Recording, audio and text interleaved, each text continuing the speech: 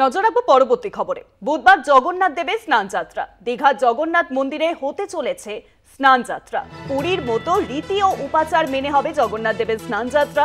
ইসকনের তরফে জানানো হলো স্নান যাত্রার কর্মসূচি। বুধবার জগন্নাথ দেবের স্নান যাত্রা হতে চলেছে।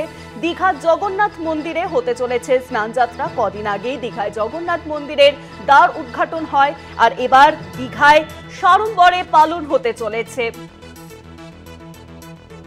জগন্নাথ দেবের পুজো। স্নান যাত্রা আয়োজন করা হয়েছে পুরীর মতো করে। স্নান যাত্রার আয়োজন করা হয়েছে দীঘাতে। ইসকনের তরফে জানানো হলো স্নান যাত্রার কর্মসূচি। স্নান যাত্রার কর্মসূচি এবার ইসকনের তরফ থেকে জানানো হলো। দীঘায় এবছরই প্রথমবার হতে চলেছে জগন্নাথ দেবের পুজো।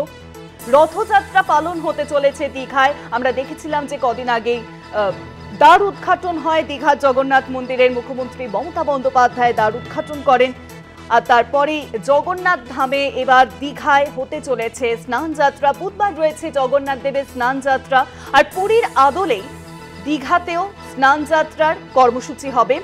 রীতিনীতি মেনেই হবে স্নান যাত্রা।